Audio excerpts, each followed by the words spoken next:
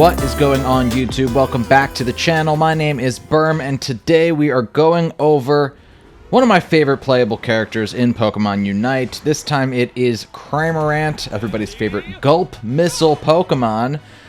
Just as a disclaimer before I jump into things, I am not a MOBA player, okay? I have been playing Pokemon Unite as long as everyone else has at time of recording. That is about 48 hours. So I do want to just put that disclaimer. If anything I say ends up being incorrect, you can absolutely correct me in the comments below. All I'll be doing is sort of going over the different kinds of moves that Cramorant is capable of using, which ones I prefer to use the most, which ones work the best together, what kind of play styles you can use to most efficiently use Cramorant for yourself, and hopefully show some people who might be interested in, spending some in-game coin on Cramorant, help them make a better decision about whether or not it is worth it. It is the first Pokemon that I ended up spending in-game money on, and I have really, really loved using this Pokemon. There was a big learning curve on how to get him going, but once I figured out the best strategies, I really, really started to enjoy using him, and hopefully I can impart that knowledge onto you today. And if you wouldn't mind, before we get started, liking, commenting, subscribing. If you like this content, this is my first Pokemon character video from Pokemon Unite breakdown video, so definitely show me your support if you're into this kind of video, and I'll make more, make a whole bunch more, and break down even more Pokemon for you. To begin, let's just talk about Cramorant's stats. It is a ranged attacker, maybe one of the best ones in the game. Venusaur might give it a run for its money, but its stats are as follows: very high offense, mid-range endurance and mobility, lower scoring, and even lower support. Lots of Pokemon don't have much support. I think the only really big supportive Pokemon are maybe Eldegoss and Mr. Mime at the current moment. But Cramorant and Venusaur, as far as I'm concerned, are ranging as my favorite and the best ranged attackers in the game currently. Cramorant can so quickly eliminate Pokemon from a distance, and especially early on, before Pokemon level up and evolve and get really nice ranged attacks, Cramorant gets them from the beginning. He's really, really good at just speedily taking out both wild Pokemon and your opponent's Pokemon in those early game scuffles where you're up against your opponent's actual Pokemon. They really can't touch Cramorant from far away, and so Cramorant's really good at keeping range, making your opponents retreat, and just scooping up a bunch of experience. Cramorant's starting moves are as follows. There's Feather Dance, and there's also Whirlpool. Feather Dance makes your opponent slower and also lowers their attack. Maybe that's useful, like I said, in those early game scuffles against your opponent's actual Pokemon. Honestly, though, I use Whirlpool to rack up early game experience all the way up to level 4 pretty quickly, so you replace Feather Dance oftentimes before you ever really think to use it. Whirlpool is an insane move early on because it's able to hit a range of Pokemon. It slows down your opponents as they're trying to chase you so that you can get back to your towers and heal up and get citrus berries. It's just a great move to throw out there and really slow up your opponents and take out clusters of Pokemon as well. Whenever Combi and Vespiquen come around, you can really hit all 4 of them with a Whirlpool. You can hit those dual Apoms when you're first running out of the gates. And again, early game experience has obviously shown itself as being one of the most important elements to a match, and Cramorant is able to rack them up super easily by just really spamming Whirlpool. Whenever you have it, use it. It'll slowly sap away, even if it's just a single Audino, it'll sap away that Audino's health and really just give you that experience you need to level up and get to your moves faster than your opponents can. Speaking of those moves, the first ones we'll go over are your replacements for Whirlpool, and those are Surf and Dive. Both of these moves end up having really great usability. It's just going to depend on your play style and maybe the items that you're holding or your team makeup. Really, we'll break down Surf first. Surf is really a lot like what Slowbro uses, Slowbro's version of Surf. The difference is that it doesn't hit 3 times, it hits twice. The first wave goes out, and the second wave comes back in. This is not a move that you're going to want to use if you're Cramorant without any teammates, and especially if your opponent has multiple Pokemon that you're going up against. If you're using Surf, you're bringing them closer to you, and it might hold them up for a second, but it's going to draw them closer to you, and it's going to honestly hurt Cramorant's ranged ability. That said, if you are with teammates and you're chasing down opponents, if they're trying to retreat and you use Surf, you're pulling them closer to you, and you just are able to eliminate them before they can even retreat. It's insanely good to stop your opponent's like defensive and evasive play, but if your opponents are coming super offensively, and maybe you can get a read on this early in the match, I don't think I'd want to pull Surf. I think Dive is a much better use of your slot here. Dive is personally my preference just because of my play style. I really like the ability to move and, you know, dodge out of the way and retreat by using my moves, just so I can get out of range of Pokemon's attacks.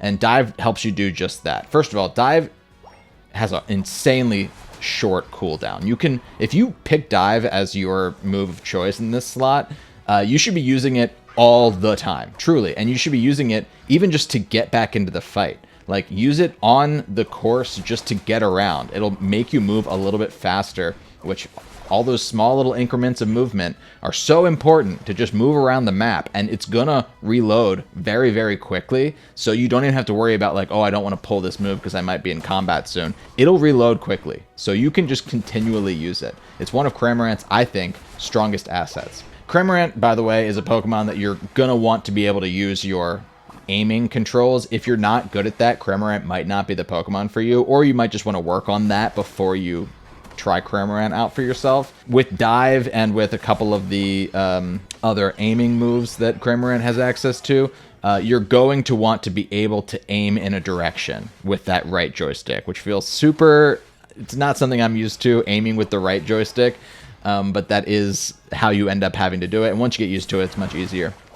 Dive is really, really good for, again, moving around the map and getting away from your opponents. As for your second move slot, there is Hurricane and Air Slash to replace that Feather Dance. This is usually what comes up first for me, is replacing Feather Dance. Let's talk about them. Hurricane is basically a damaging version of Telekinesis. Slowbro is able to annoy the heck out of players just by hitting Telekinesis, stopping them from being able to move or attack for a short amount of time, and raising them into the air, allowing their allies to just completely destroy and completely disrupt an opponent's momentum, movement, attacking, like I said.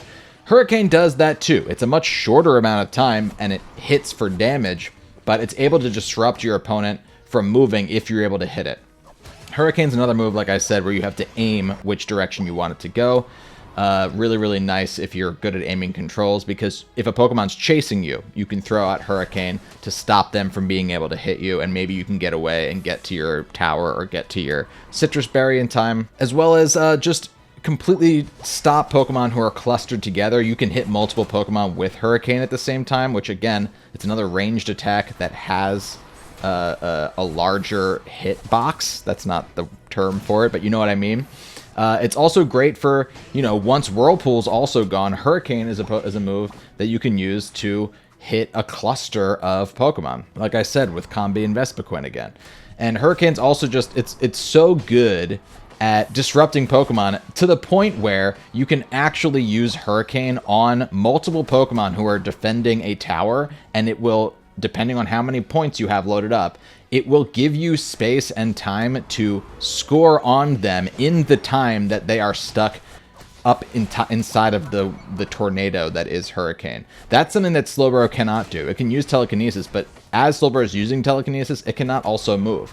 Cramorant can. It's a shorter amount of time than Telekinesis, but you can throw Hurricane out there. It will cause your opponents to be disrupted for enough time that you can then dunk on them in the moment, which can be so clutch in so many moments. And then you can use Eject Button and Dive to get away, which is also how I tend to play with Dive and Hurricane. Can you tell which move that I like in this slot, by the way? It's Hurricane.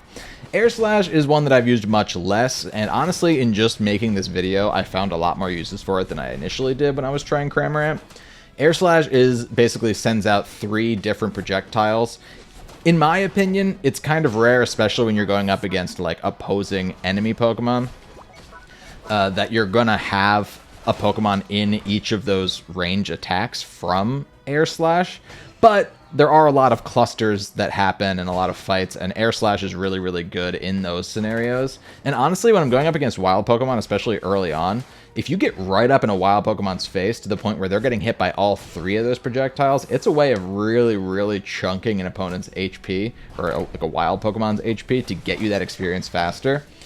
In a way that I did not expect or see when I initially started playing Cramorant. Air Slash and Surf together I could see being pretty good at just being like really aggro play style.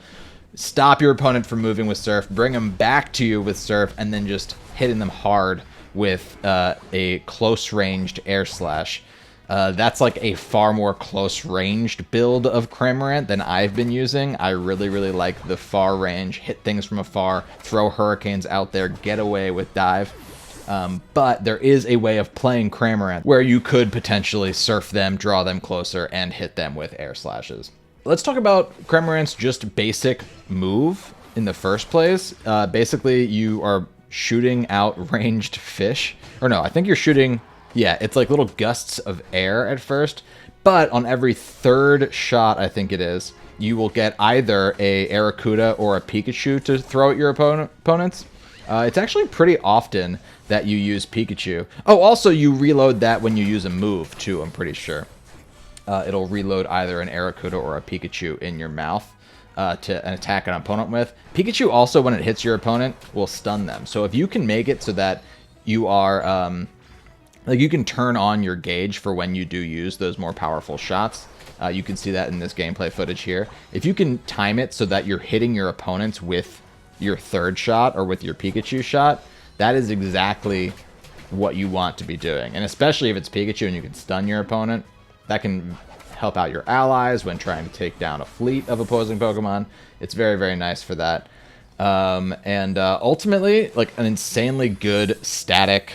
just like baseline attacking move, because you get such a nice range on it and you can hit Pokemon from afar, and Cramorant's really powerful and it can really, really annoy opponents, especially in an early in a match.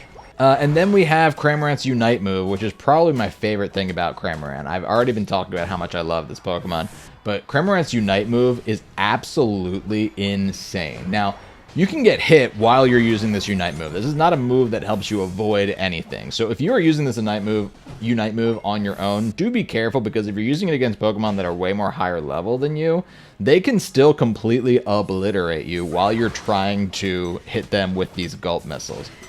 But essentially, Cramorant becomes a Gatling gun, basically. You can just, like, for a period of time, you have, like, this sick range where you can just shoot. And you can control where you move. And also, by the way, if you have dive, you can move Cramorant around while it's using this Unite move. And you can just chase down opponents as they try to escape your range and just hit them with really, really powerful Arrokudas. What I like saving this Unite move for is when I'm up against a Rotom or Zapdos. Because you can just powerfully hit, and just earn that Rotom buff or earn that Zapdos buff for your team, or, you know, Dreadnought, I guess, is a Pokemon too, that otherwise would take much longer, and you can do it on your own. So if you don't even have any allies around, but you have your Unite move active, and you see an opening to get to Rotom or something, you can absolutely do it on your own, as long as not too many enemies are around. Or you can hold up your enemies by killing them, making them retreat with your Unite move while your allies come and help you get that Rotom. That's another way to use it. Or the Zapdos. It's just an insane way of actually being able to, you know, 1v1 Rotom or, you know, one of these boss Pokemon. Or another way to use it is if you are in a situation where it's just you against maybe 2 opposing Pokemon, you can do that. 3 might be a little tough, but when it's just Cramorant against 2 opposing Pokemon, especially if you're within the confines of one of your towers and you're slowly gaining health back, you can 1v2 2 opposing Pokemon, you know, level differences permitting, pretty easily, and not only drive them away, but actually take them out. And then you can go scoop up that XP and maybe dunk on somebody. I don't know. It's a really, really great Unite move. Again, you might want to be careful about when you use it, when you decide to use it. It's not always like a gimme, because again, if you use it and nobody's around, you're going to waste it. It's going to be gone. So you want to save it for the right time, but I think it's incredibly overpowered once you actually are in the perfect scenario to use it. And that's about everything I have for you regarding Cramorant. I'm not going to comment on certain items that are good to use with him because I'm playing Unite like everybody else. I'm not entirely aware of what items are best because I don't have all the items yet. I'm not, I haven't bought any additional items or anything like that, so I'm really just like using what items I thought might be good in the beginning, and I'm kind of using them on every Pokemon I use, But for the most part, I haven't had any issues based on what I've been using. If you're interested, I've been using Eject Button, I've been using Float Stone leveled up all the way, I've been using Shell Bell leveled up all the way, and I've been using Muscle Band leveled up all the way. Because it makes you attack very, very quickly and move around really, really quickly. I think that that's super helpful for Cramorant. Again, there might be items that are better for Cramorant. Those are just the ones I have right now, but hey man, it's been working for me. Hopefully you enjoyed using this. I would definitely recommend picking up Cramorant if you have the extra scratch, of course. And if you like using fun Pokemon. This is not an easy Pokemon to use. I know I made it sound really good in this video. But once you get the hang of it, once you stick to it and actually sit down and learn how to use him, he's so fun to use.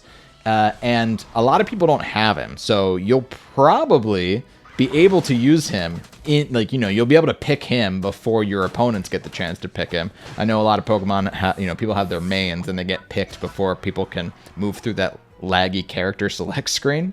But I have no issues getting Cramorant because I don't think a lot of people have him yet. Give him a try for yourself. Let me know if you like using certain things on Cramorant that I haven't mentioned here.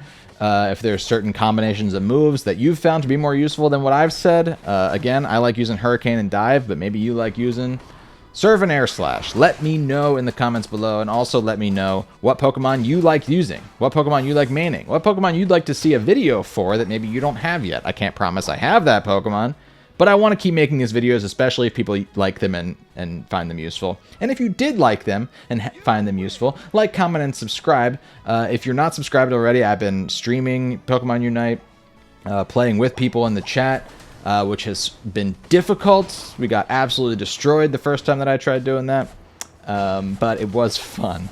And as we all get better, it'll be much more fun to play together. So if you want to be involved in that, do subscribe. And also join the Berm Firm Discord, where people are, joining up for Unite battles, sharing rental codes for Series 10, which is right around the corner if you're somebody who's into competitive Sword and Shield, and all around just having a good time.